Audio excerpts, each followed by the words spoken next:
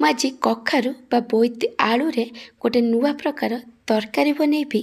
କଖାରୁ ଯେଉଁମାନଙ୍କୁ ପସନ୍ଦ ନାହିଁ ସେମାନଙ୍କୁ ବି ଏ ତରକାରୀ ବହୁତ ଭଲ ଲାଗିବ। କଖାରୁର ଏହି ତରକାରୀକୁ ଆପଣ ବହୁତ ସହଜରେ ପ୍ରସ୍ତୁତ କରି ଭାତ, ରୁଟି କି ପରଟା ସହିତ ଖାଇପାରିବେ। ଯଦି ଆପଣ କଖାରୁର ଗୋଟେ ପ୍ରକାର ଭଜା, ଡାଲମା କି ତରକାରୀ ଖାଇ ଖାଇ ବୋର୍ ହେଇଗଲେଣି ଆଉ କଖାରୁରେ କିଛି ଟେଷ୍ଟି ଖାଇବାକୁ ଚାହୁଁଛନ୍ତି, ତାହେଲେ এই ରେସିପିକୁ ଶେଷ ପର୍ଯ୍ୟନ୍ତ ଦେଖନ୍ତୁ। ନମସ୍କାର, ଟ୍ୱିଙ୍କଲ୍ କିଚେନ୍କୁ ଆପଣମାନଙ୍କୁ ସ୍ୱାଗତ। କଖାରୁର ଏହି ରେସିପି ପାଇଁ ମୁଁ ଏଠି ଖଣ୍ଡେ କଖାରୁ ନେଇଛି। ଏ ପାଖାପାଖି 400 ଗ୍ରାମ କଖାରୁ ଅଛି। କଖାରୁର କ୍ୱାଣ୍ଟିଟି ଆପଣ ଆପଣଙ୍କ ହିସାବରେ କମ୍ ବେଶୀ କରିପାରିବେ। ପ୍ରଥମେ ଆମେ କଖାରୁ ଭିତରେ ଯେଉଁ ମଞ୍ଜି ଅଛି ତାକୁ କାଢ଼ିଦେବା। ତାପରେ କଖାରୁର ଉପର ଚୋପାକୁ ବି ଛଡ଼େଇକି ନେଇଯିବା। କଖାରୁର ଉପର ଚୋପା ଆଉ ଭିତରେ ଥିବା ମଞ୍ଜିକୁ ଭଲ ଭାବେ ବାହାର କଲା ପରେ କଖାରୁକୁ ଆପଣ ଧୋଇକି ନେଇଯିବେ। ଗ୍ରେଟରର ମିଡ଼ିୟମ୍ ପଟେ କି ବଡ଼ ପଟେ ଆପଣ କଖାରୁକୁ ଭଲ କି କୋରିକି ନେଇଯିବେ। ମୁଁ ଏଠି ଗ୍ରେଟରର ମିଡ଼ିୟମ୍ ପଟେ କଖାରୁକୁ କୋରିକି ନେଇଯାଉଛି। ଏମିତି ଭାବେ ଆମେ ସବୁ କଖାରୁକୁ କୋରିକି ନେଇଯିବା। କଖାରୁକୁ କୋରିଲା ପରେ କଖାରୁକୁ ଆପଣ ଆଉ ଧୋଇବେନି। ମୁଁ ଏଠି ସବୁ କଖାରୁକୁ କୋରିକି ନେଇଯାଇଛି। ମୁଁ ଆପଣଙ୍କୁ ଗୋଟେ ଛୋଟ ରିକ୍ୱେଷ୍ଟ କରୁଛି, ଯଦି ଆପଣଙ୍କୁ ଏହି ରେସିପି ଭଲ ଲାଗିବ ତାହେଲେ ଏହାକୁ ଲାଇକ୍ କରିବେ, ଆପଣଙ୍କ ସାଙ୍ଗମାନଙ୍କ ସହିତ ସେୟାର କରିବେ। ଯଦି ଏପର୍ଯ୍ୟନ୍ତ ମୋ ଚ୍ୟାନେଲକୁ ସବସ୍କ୍ରାଇବ୍ କରିନାହାନ୍ତି ତାହେଲେ ସବସ୍କ୍ରାଇବ୍ କରିବାକୁ ଜମାରୁ ଭୁଲିବେନି। ପାଖରେ ଥିବା ବେଲ୍ ଆଇକନ୍ରେ ଅଲ୍ ନୋଟିଫିକେସନ୍ରେ କ୍ଲିକ୍ କରିବେ। ଏହାଦ୍ୱାରା ମୋର ଯେଉଁ ଭିଡ଼ିଓ ଆସିବ ଆପଣ ପ୍ରଥମେ ଦେଖିପାରିବେ। ଯଦି ଫେସବୁକ୍ରେ ଦେଖୁଛନ୍ତି ତାହେଲେ ଫଲୋ କରିବାକୁ ଜମାରୁ ଭୁଲିବେନି। ମୁଁ ଏଠି 2ଟା ମିଡ଼ିୟମ୍ ସାଇଜ୍ ଆଳୁର ଉପର ଚୋପାକୁ ଛଡ଼େଇକି ନେଇଯାଇଛି। ମୁଁ ଏଠି ଆଳୁକୁ ଟିକେ ବଡ଼ ବଡ଼ ଖଣ୍ଡ କରି କାଟିକି ନେଇଛି। ଆଳୁର କ୍ୱାଣ୍ଟିଟି ଆପଣ ଆପଣଙ୍କ ହିସାବରେ କମ୍ ବେଶୀ କରିପାରିବେ। ମୁଁ ଏଠି କଡ଼େଇରେ କିଛି ତେଲ ଦେଇ ଗରମ ହେବାକୁ ରଖିଥିଲି। ତେଲ ଭଲ ଭାବେ ଗରମ ହେଲା ପରେ ମୁଁ ଏଥିରେ କାଟିକି ରଖିଥିବା ଆଳୁକୁ ଦେଇ ଦେଉଛି। ଆଳୁକୁ ଆମେ ମିଡ଼ିୟମ୍ ଟୁ ହାଇ ଫ୍ଲେମ୍ରେ ଟିକେ ଲାଇଟ୍ ଗୋଲ୍ଡେନ୍ ବ୍ରାଉନ୍ କଲର୍ ହେବା ପର୍ଯ୍ୟନ୍ତ ଭାଜିବା। ଆଳୁ ଏଠି ଭଲସେ ଭାଜି ହେଇଗଲାଣି। ଏବେ ଆମେ ଆଳୁକୁ ଗୋଟେ ପ୍ଲେଟ୍ରେ କାଢ଼ିଦେବା। ତେଲ ଏଠି ଗରମ ଅଛି। ମୁଁ ସେମ୍ ତେଲରେ ଗୋଟେ ଛୋଟ ଚାମଚ ଚିନି ଦେଉଛି। ଚିନି ଏଠି ଅପସନାଲ୍ ଅଛି। ତେଲରେ ଚିନି ଦେଲେ ତରକାରୀର କଲର୍ ବହୁତ ଭଲ ଆସିଥାଏ। ତାପରେ ମୁଁ ଏଥିରେ ଖଣ୍ଡେ ଡାଲଚିନି, ଗୋଟେ ଗୁଜୁରାତି ଆଉ ଅଧା ଛୋଟ ଚାମଚ ଜିରା ପକାଇଛି। ଏବେ ଆମେ ଚିନିକୁ ଭଲ ଭାବେ କ୍ୟାରାମେଲାଇଜ୍ଡ ହେବାକୁ ଦେବା। ଚିନି ଏଠି ଭଲସେ କ୍ୟାରାମେଲାଇଜ୍ଡ ହେଇଗଲାଣି ଆଉ ଗୋଟା ମସଲା ବି ଏଠି ଭଲସେ ଭାଜି ହେଇଯାଇଛି। ଏବେ ମୁଁ ଏଥିରେ 2ଟା ମିଡ଼ିୟମ୍ ସାଇଜ୍ ପିଆଜକୁ ଛୋଟ ଛୋଟ କରି କାଟିକି ପକାଇଛି। ଏବେ ଆମେ ପିଆଜକୁ ଭାଜିବା। ପିଆଜ ଭଲସେ ଲାଇଟ୍ ଗୋଲ୍ଡେନ୍ ବ୍ରାଉନ୍ କଲର୍ ହେଇ ଭାଜି ହେଇଗଲା ପରେ ମୁଁ ଏଥିରେ 2 ଛୋଟ ଚାମଚ ଅଦା ରସୁଣ ବଟା ଦେଇଛି।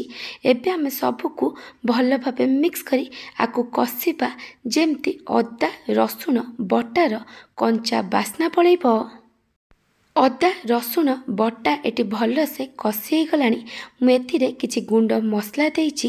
ଗୁଣ୍ଡ ମସଲାରେ 1/3 ଟେବୁଲ୍ ସ୍ପୁନ୍ ହଳଦୀ ଗୁଣ୍ଡ, ଲଙ୍କା ଗୁଣ୍ଡ, ଗୋଟେ ଛୋଟ ଚାମଚ ଜିରା ଧନିଆ ଗୁଣ୍ଡ ଆଉ 2 ଛୋଟ ଚାମଚ ଚିକେନ୍ ମସଲା ଦେଇଛି।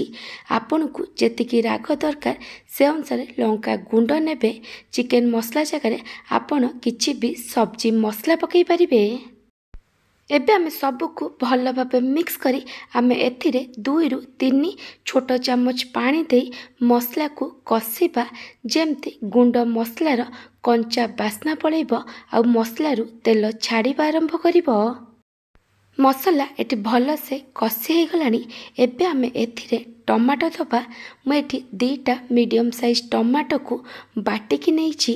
ତାପରେ ମୁଁ ଏଥିରେ ସ୍ୱାଦ ଅନୁସାରେ ଲୁଣ ପକାଉଛି। ତରକାରୀ ପାଇଁ ଯେତିକି ଲୁଣ ଦରକାର ମୁଁ ଏଇଠି ପକାଇ ଦେଇଛି।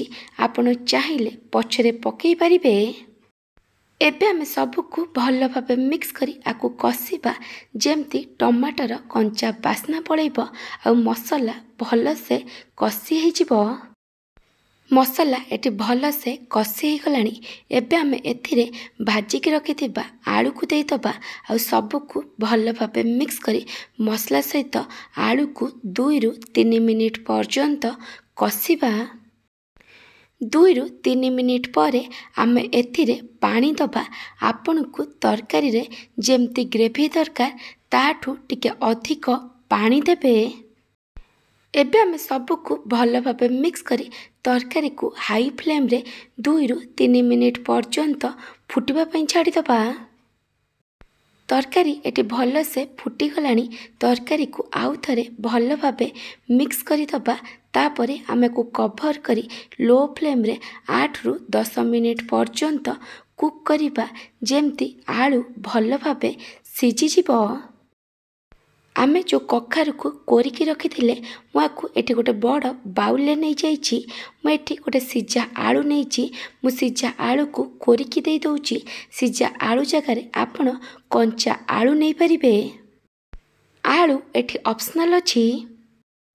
तापरे मु एथिरे गोटे मीडियम साइज रो पियाज आ दीटा कंचा लंका को छोट छोट करी काटिकी पकईछि।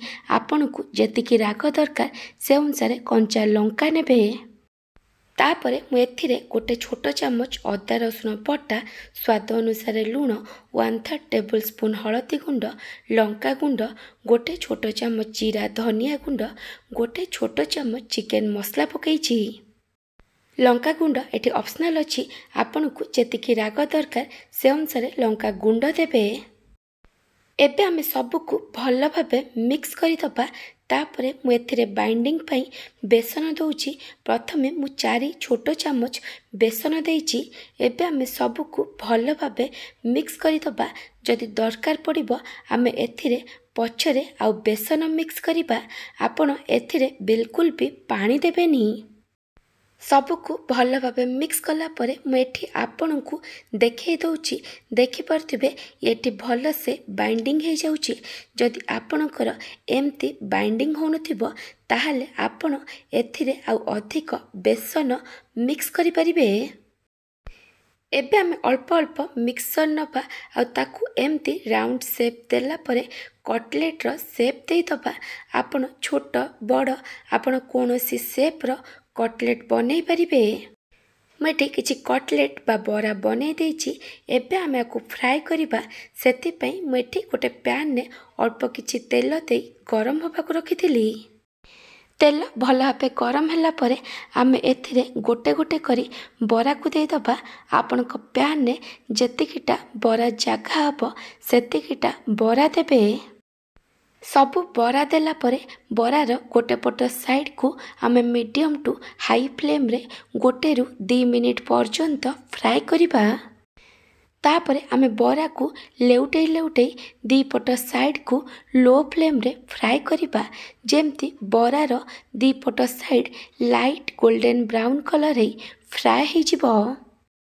आपण प्रति 2 रु 3 मिनिट परे बरा को लेउटै लेउटै फ्राई करिबे। आपण ए बरा को लो फ्लेम रे फ्राई करिबे। बेसी हाई फ्लेम रे फ्राई करिबेनी नहले कखारू कंचा रही जिवो। देखि परथिबे ए बरार दी पट साइड भल से लाइट गोल्डन ब्राउन कलर रे फ्राई हे जाइछि। एबे आमे बरा को गोटे प्लेट रे काढ़ी दबा। आ एमती भाबे आमे बाकी सब बरा को भी फ्राई करिके नै जिबा। मैं आपण को आउ किछि बरा बनै के देखै दउछि। बरार गोटे पट साइड को हाई फ्लेम रे 1 रु 2 मिनिट पर्यंत फ्राई करिबे। तापरे बरार दी पट साइड को लेउटै लेउटै लो फ्लेम रे लाइट गोल्डन ब्राउन कलर हबा पर्यंत फ्राई करिबे।